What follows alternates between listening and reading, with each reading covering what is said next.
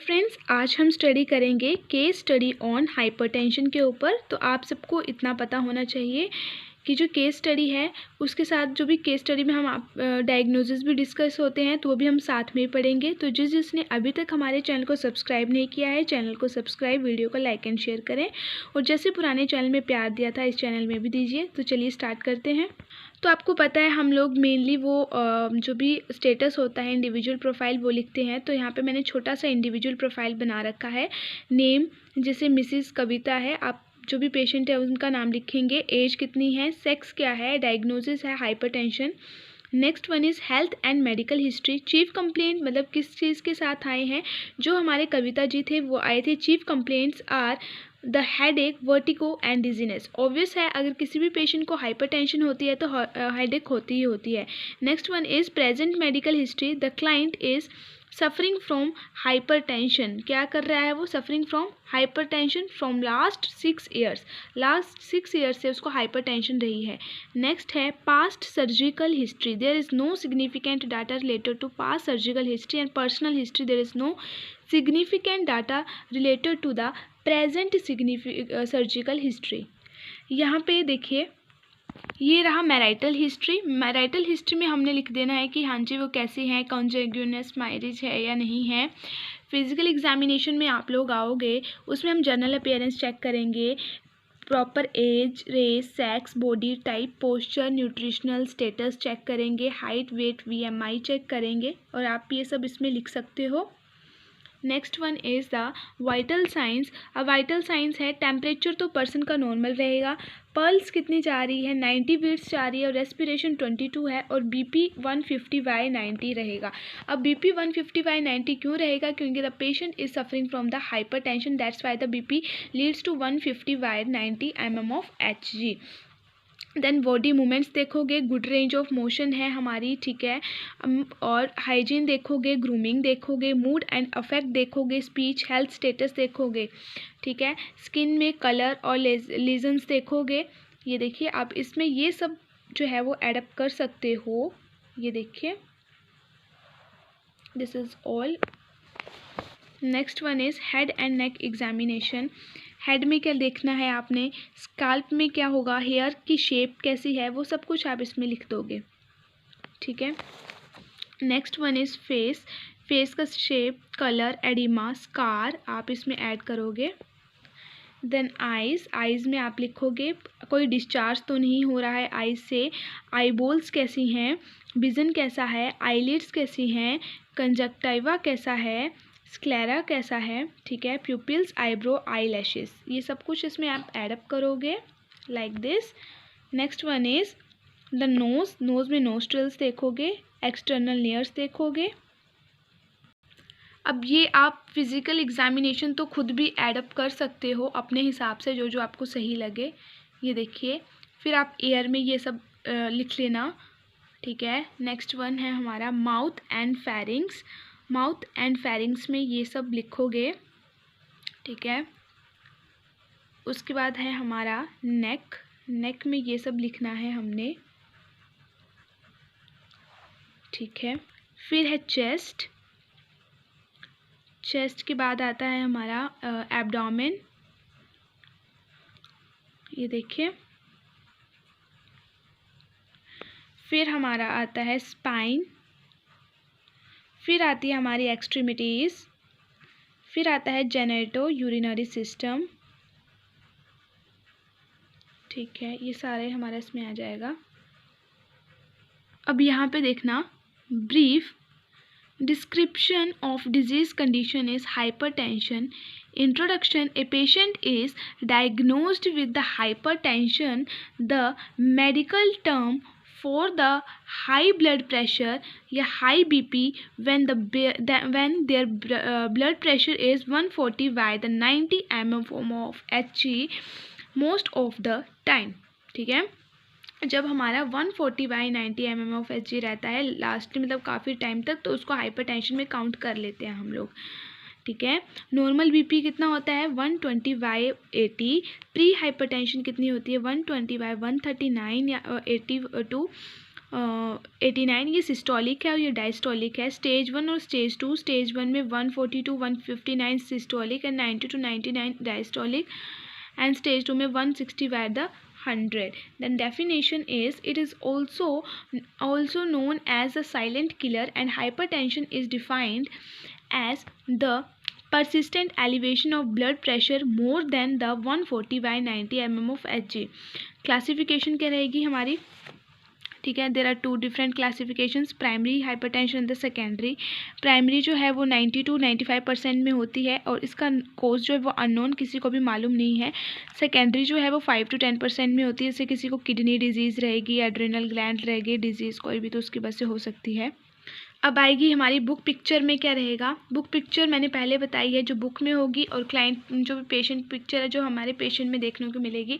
Book में कहा इन्होंने कोज, एग्जैक्ट कोज हमें अननोन है।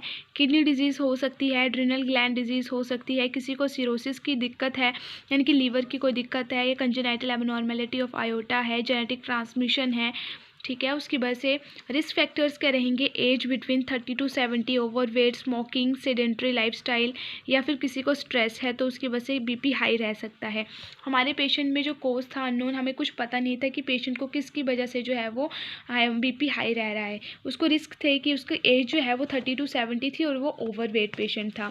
साइन एंड सिम्टम्स बताएंगे हैं बुक में कि अगर किसी को हाइपरटेंशन होती है तो हेडेक रहेगी, रिंगिंग और बजिंग इन द ईयर्स, फैटिगनेस होगी, इरेगुलर हार्ट बीट रहेगी, कन्फ्यूज़न होगी, डिजीनेस होगी, चेस्ट पेन होगी, ठीक है। तो हमारे जो साइन एंड सिम्टम्स क्या रहेंगे, वैसे हेडेक हो गया, ठीक है, जो पेशेंट में देखने को मिला था, डिजीनेस होगी, वर्टिगो होगी, ब्लड विजन हो गया। नेक्स्ट हमारा बुक पिक्चर में पैथोफिजियोलॉजी, हाई सोडियम इनटेक, ठीक है, स्ट्रेस, और ये सब हम एक चार्ट में बना देंगे। देखो आप इस चार्ट को एज इट इज़ ड्रॉ कर लेना, ये देखिए ऐसे आपने इसको ड्रॉ कर लेना और लास्ट में इसको हाइपरटेंशन शो करवा देनी है। और मेरे पेशेंट में हमने कैसे देखा था, due to etiological factors that is high sodium intake, there is a stimulation of renin angiotensin system activity and this can lead to cause the vasoconstriction and then the high blood pressure. वो picture diagnostic evaluation क्या रहेगी, history collection, physical examination, blood pressure monitoring, electrocardiogram, urine test and blood test, ठीक है। हमारे patient में क्या करवाया गया, हिस्ट्री कलेक्शन करवाई गई, physical examination, blood pressure monitoring करी गई। ट्रीटमेंट के लिए आप क्या दोगे, एसी इनहिबिटर्स दोगे, कैप्टोप्रिल दोगे, रैमीप्रिल दोगे, डायरेटिक्स दोगे, फ्यूरोसेमाइड्स दोगे एंड स्प्रेनोलैक्टोन दोगे। और हमारे इसमें क्या दी गई, पेशेंट में furosemide, amlodipine and nifedipine. Preventions के लिए हम बोलेंगे eat healthy food such as, हम उसको बोलेंगे सॉल्ट रिस्ट्रिक्टेड डाइट लो, मेंटेन हेल्दी वेट रखो, increase physical activity, limit alcohol, don't smoke and manage stress, monitor blood pressure at home. हमारे पेशेंट में क्या बोला, eat salt restricted diet, maintain healthy weight, increase physical activity, monitor blood pressure at home, ठीक है। Next one is the diagnosis. Diagnosis में first है acute pain, या फिर जिसको हम हेडेक बोलेंगे, related to increased blood pressure, ठीक है। एक पेशेंट है उसमें क्या हो रहा है, बहुत ज़्यादा दर्द हो रही है क्योंकि उसको बीपी उसका हाई हो गया है। हमें कैसे पता चला, विजुअल एनालॉगस स्केल से, उसका कितना रहेगा, वो 7 होगा। Activity intolerance related to imbalanced between oxygen supply and the sedentary lifestyle, बोलते हैं एक्टिविटी इंटॉलरेंस रहेगी क्योंकि डाइट जो है वो अच्छे से नहीं रह रही है, लाइफस्टाइल अच्छे से नहीं रह रहा है, उसके वजह से person is inability to do the self care, ठीक है, सेल्फ केयर नहीं कर पा रहे हैं। नेक्स्ट है disturb sleeping pattern related to the pain as evidence by, हमें कैसे पता चला कि उसकी आइज़ जो है वो कैसी हैं, रेडनेस ऑफ द आइज़।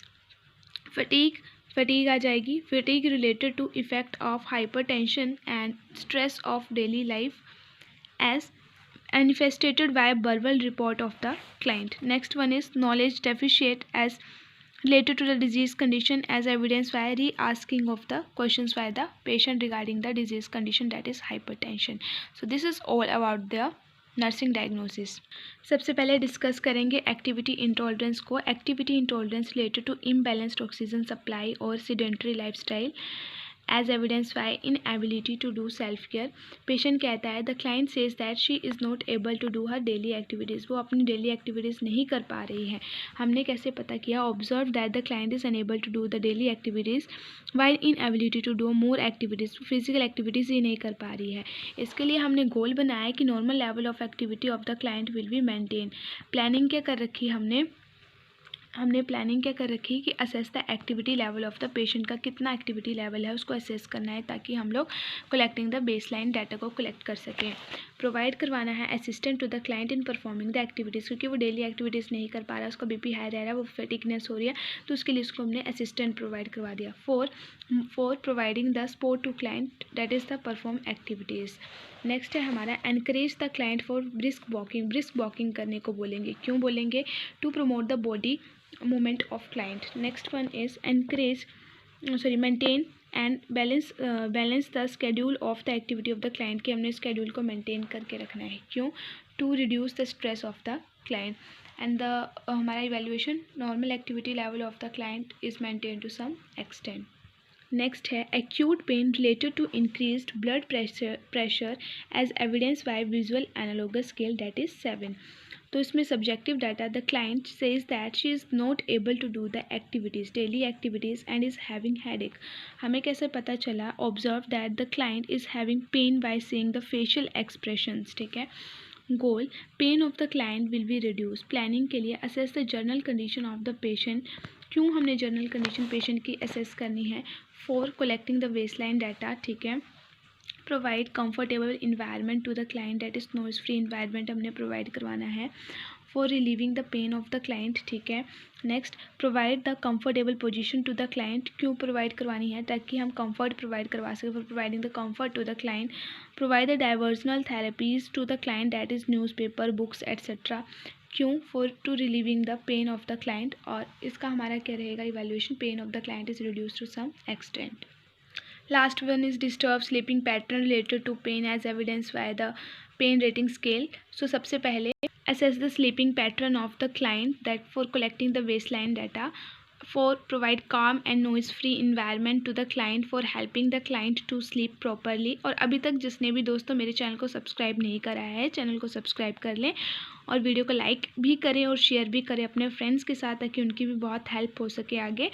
और किसी को कोई नर्सिंग डायग्नोसिस या कोई और क्वेरी चाहिए तो मैं आपको बता दूंगी कि कैसे है ना, कौन सा डायग्नोस बनाना है, मुझे कमेंट सेक्शन में बता देना, मैं वो बता दूंगी आपको।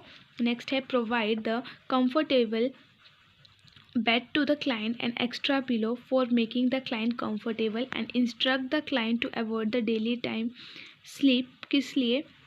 For the good sleep at the night. And evaluation क्या रहेगी? Sleeping pattern of the client will be maintain to some extent. So this is all about the case study of the hypertension. I hope सबको अच्छी लगी होगी, easy way में मैंने बनाई थी, अच्छी लगी होगी तो मेरे चैनल को सब्सक्राइब करें। राधे राधे।